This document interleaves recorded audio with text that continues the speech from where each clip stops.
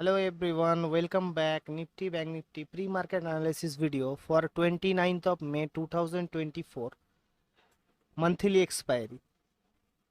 আপনাদের সকলকে bank নিফটির monthly expiry ভিডিওতে আমি স্বাগত জানাই। আমি অভিষেক, মাস্টার ট্রেডার ইউটিউব চ্যানেলের পক্ষ থেকে নিয়ে এসেছি bank Nifty pre market analysis video for tomorrow 29th of মের জন্য। ঠিক আছে, তো দেখুন টিউসডে আমরা যে অ্যানালাইসিস ভিডিও পোস্ট করেছিলাম সেই অ্যানালাইসিস ভিডিওতে বলেছিলাম নিউ হাই লাগাবে, কিন্তু দেখুন নিউ হাই ব্যাংক নিফটি লাগায়নি। মার্কেট স্ট্রেন্থ থেকে গেছে, মানে এই জায়গাতেই থেকে গেছে, নিউ কোনো হাই লাগায়নি, এই জায়গার মধ্যে হয়ে গেছে। তো কিন্তু তার সাথে আমরা আরেকটা জিনিস বলেছিলাম, যদি কোনো ক্যান্ডেল মানে কোনো 1 ঘন্টার ক্যান্ডেল, যেমন দেখুন এখানে যদি কোনো 1 ঘন্টার ক্যান্ডেলের নিচে আরেকটা 1 ঘন্টার ক্যান্ডেল ক্লোজ হয়, তাহলে একটা তাগড়া সেল আসবে। সেক্ষেত্রে 1 ঘন্টার ক্যান্ডেলের নিচে ক্লোজ হওয়ার পরে এখানে একটা তাগড়া সেল এসছে। এখানে প্রায় প্রায় আমরা 120 পয়েন্টস কভার করতে পেরেছি ডাউন সাইডে, সেল সাইডে। ওকে, সো নাও এখনের জন্য যেটা, সেটা হচ্ছে দেখুন এখন ব্যাংক নিফটি যেখানে দাঁড়িয়ে আছে সেটা হচ্ছে মেক অর ব্রেক জোনে। ঠিক আছে, make or break zone, that means দেখুন ব্যাংক নিফটি এখন একটা প্রপার সাপোর্টের উপর দাঁড়িয়ে আছে, এই সাপোর্ট লাইনের উপর দাঁড়িয়ে আছে ব্যাংক নিফটি। ঠিক আছে, তো কালকের জন্য, কালকে যদি সাপোর্ট ভাঙে তাহলে কালকের জন্য আমরা বাই সাইডে কালকের জন্য আমরা সেল সাইডে যেতে পারি। যখন সাপোর্ট ভাঙবে বা ফ্রেশ সেল আসতে পারে, এই সাপোর্টটাকে যখন ভাঙবে তখন ফ্রেশ সেল আসতে পারে। তো চলুন আসুন আমরা দেখে নিই যে কালকের জন্য ফ্রেশ সেলের লেভেলটা কি আছে, এই সাপোর্টের এই লেভেলটা কি আছে কালকের জন্য। ঠিক আছে, কালকের জন্য ফ্রেশ সেলের যে লেভেলটা সেটা হচ্ছে 49,000। ঠিক আছে, 49,000 এই লেভেলটা হচ্ছে কালকের জন্য ফ্রেশ সেলের। 49,000 লেভেলের নিচে যদি থাকে, এর নিচে যদি থাকে, ঠিক আছে, তাহলে আমাদের ফ্রেশ সেল আসতে পারে। সেক্ষেত্রে আমাদের টার্গেট হবে, সেক্ষেত্রে আমাদের টার্গেট হবে 48,900। ঠিক আছে, 48,900, 48,900, 48,800, 48,800, 48,800, 47,700, সরি, 48,800 এর উপরে 48,600, 48,600। ঠিক আছে, তো এই তিনটা আমাদের টার্গেট হবে যখন কালকে ফ্রেশ সেল আসবে। 49,000-এর লেভেলকে যখন ব্রেক করবে, মানে এই নিচের লেভেলটাকে যখন ব্রেক করবে, তখন আমাদের এটা টার্গেট হবে 48,900, 48,800, 48,600। ঠিক আছে, এই ক্ষেত্রে যখন এইখানে যখন ফ্রেশ সেল আসবে সেই ক্ষেত্রে, সেই ক্ষেত্রে 49,000, 49,100 এর পিই, 49,100 এর পিই কারেন্ট মার্কেট প্রাইস, বিকজ কেউ জানে না তখন কত তো থাকবে। এটা কারেন্ট মার্কেট প্রাইসে এটা ভালো হতে পারে, এটা আপনারা লক্ষ্য রাখতে পারেন। 210, 210 টু 230, 230-এর অ্যাবোভে বাই করবেন। ঠিক আছে, অ্যাবোভে বাই করবেন, এটা ভালো হতে পারে 49,100-এর পি। ঠিক আছে, তো কালকের জন্য ফ্রেশ সেলের জন্য এটা বেটার হতে পারে 49,100-এর পি। ঠিক আছে, এবার দেখুন আরেকটা সেল আসতে পারে ব্যাংক নিফটিতে। আরেকটা সেল কেমন করে হবে, রেজিস্ট্যান্সের নিচে। এবার দেখুন রেজিস্ট্যান্সের নিচে মানে হচ্ছে আহ, এই যে যে রেজিস্ট্যান্সটা ব্যাংক নিফটি নিয়েছে, ঠিক আছে, এই রেজিস্ট্যান্স নিচে, রেজিস্ট্যান্স আবার দেখুন এখানে রেজিস্ট্যান্স নিচে, দেন ওখানে এসছে। এরপর যখন রেজিস্ট্যান্স নেবে তখন যখন তার নিচে থাকবে তখন একটা ফ্রেশ সেল আসতে পারে, আরেকটা সেল আসতে পারে। সেক্ষেত্রে যখন রেজিস্ট্যান্সের নিচে থাকবে সেক্ষেত্রে আমাদের এখানে দুটো রেজিস্ট্যান্স উঠে আসে। ঠিক আছে, R1 এটা হচ্ছে আপনার 49,250। ঠিক আছে, আর R2 49,200। ঠিক আছে, তো 49,250, 49,200, 49,200। তো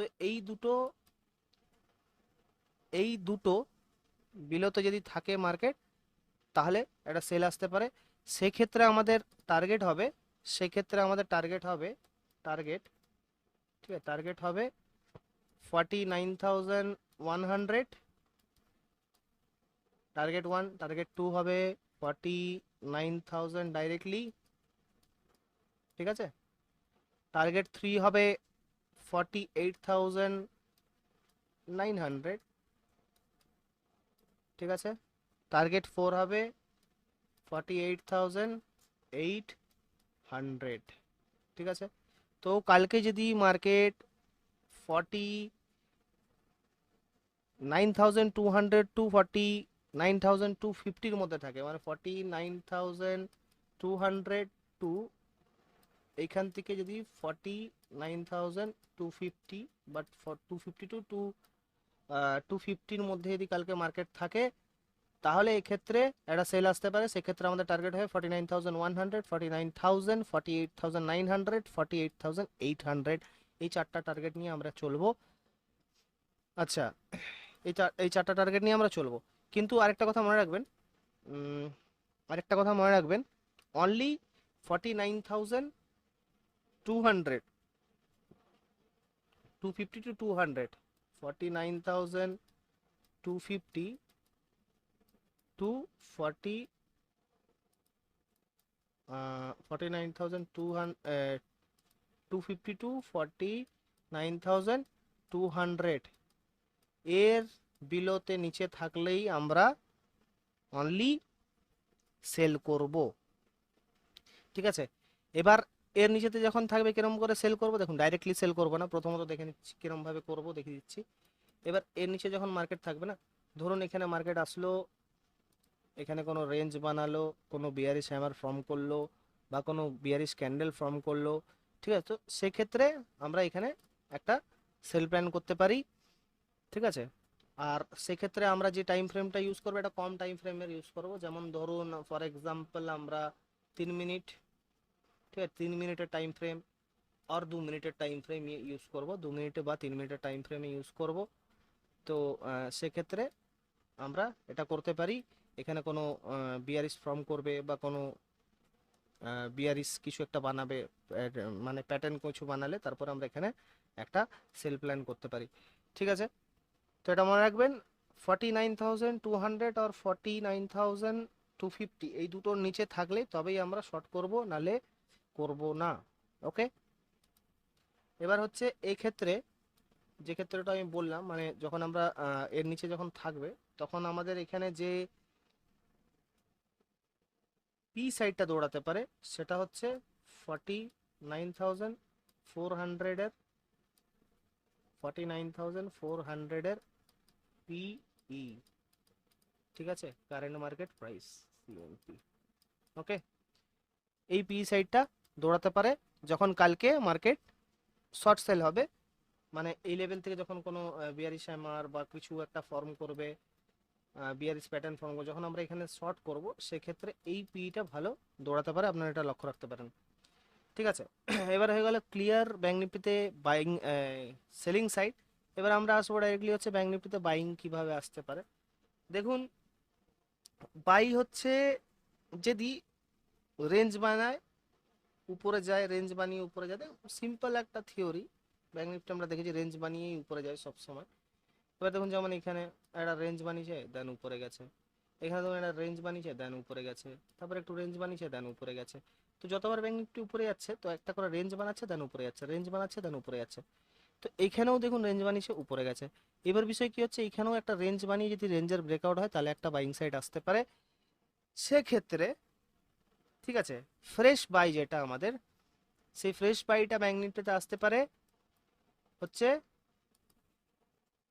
49,330, 49,330, ঠিক আছে, 49,330 এই লেভেলের উপরে ফ্রেশ বাই আসতে পারে। এটা হচ্ছে এফ বাই, ঠিক আছে, ফ্রেশ বাই, ফ্রেশ বাই আসতে পারে 49,330-র উপরে, with the target of, with the target of 49,430, 49,430 target 1। Target 2 হবে 9,630, 49,630, ঠিক আছে সেকেন্ড টার্গেট। আর আমাদের থার্ড টার্গেট হবে 49,730, 49,730, ঠিক আছে। আমরা এই তিনটা টার্গেট নিয়ে চলতে পারি। যখন এই লেভেলের উপরে মার্কেট সাস্টেন করবে, তখন 49,300 এর লেভেলের উপরে যখন মার্কেট সাস্টেন করবে, তখন আমাদের টার্গেট হবে 49,430, 49,630, 49,730। কিন্তু একটা কথা মনে রাখবেন, ফাট করে এখান থেকে ব্রেকআউট হলে বাই করবেন না, এখানে ক্যান্ডেল স্টে করতে দিবেন। দেন স্টে করার পর মিনিমাম 10-15 মিনিট পর, 10 থেকে 15 মিনিট দেখার পর তারপরে এখানে আপনি বাই করতে পারেন।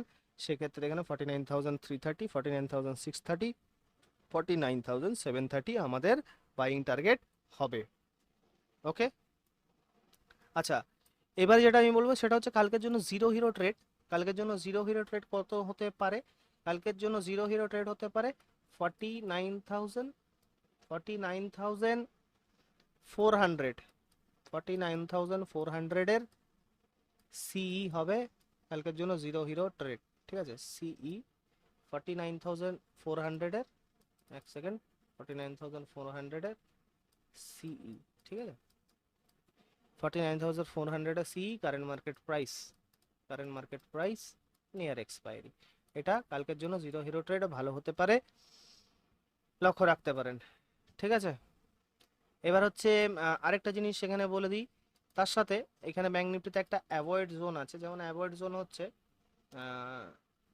দেখিয়ে দিচ্ছি, এই যে জোনটা না, এই যে জোনটা দেখতে পাচ্ছেন আপনারা, যেখানে এই যে জোনটা, এই জোনটা হচ্ছে একটা অ্যাভয়েড জোন, মানে এই জোনটা নো ট্রেডিং জোন, ঠিক আছে। এখানে কোনো ট্রেড করা যাবে না, এটা একটা নো ট্রেডিং জোন বা ক্যাচড়া জোন বলতে পারেন। এখানে এই জোনের বাইরে বা এই জোনের আপ সাইডে আর ডাউন সাইডে আমরা ট্রেড করতে পারি, বাট এই জোনে ট্রেড করা যাবে না, ঠিক আছে। কালকের জন্য অ্যাভয়েড জোনটা হচ্ছে, অ্যাভয়েড জোনের যে লেভেলটা সেটা হচ্ছে আপনার 49,050, 49,050 টু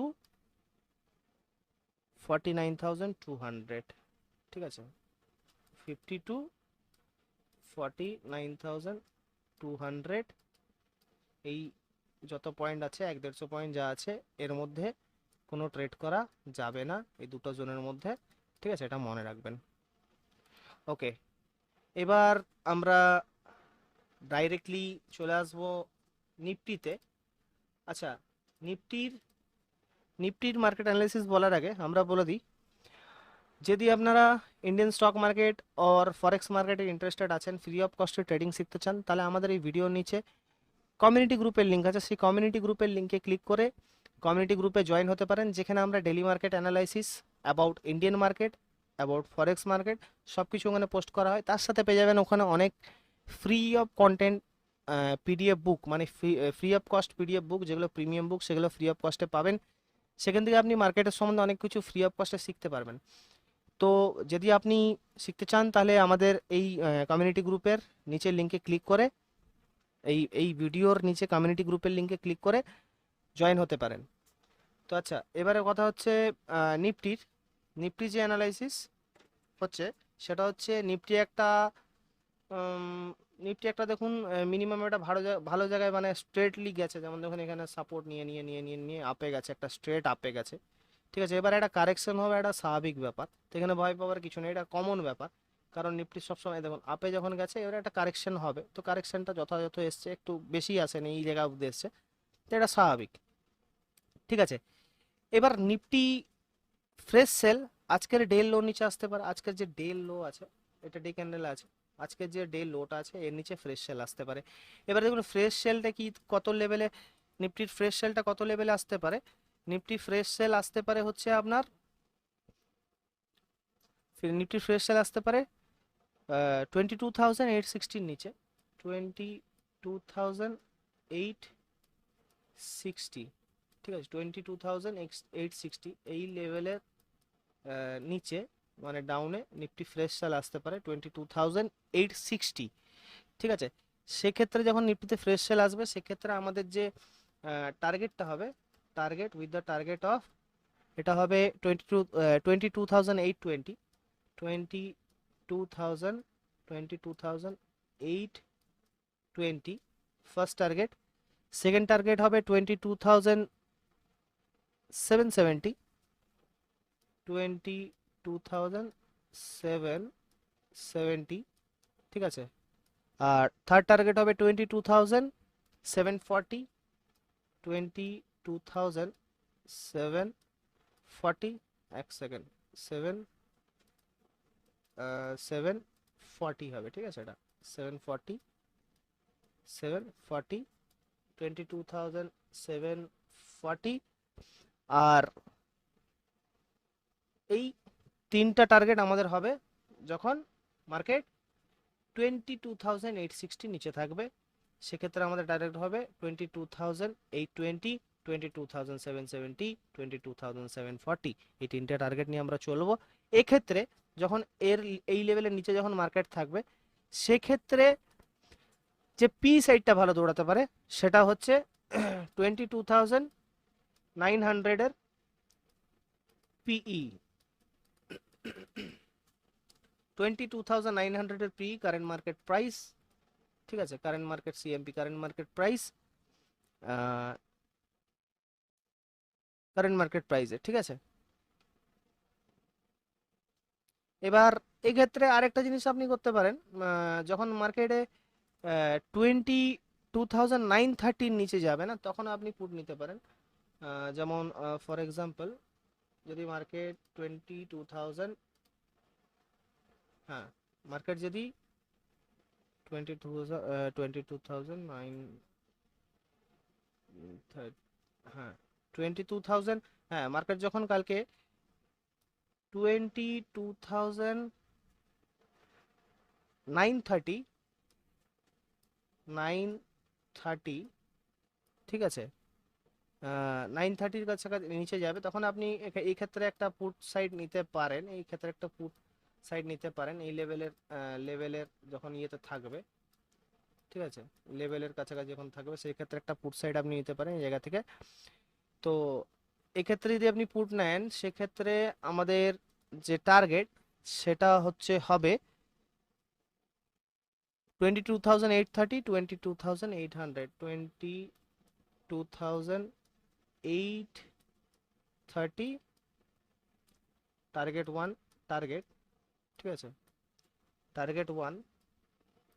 আর এখানে টার্গেট টু হবে 22,800, 22,800, ওকে।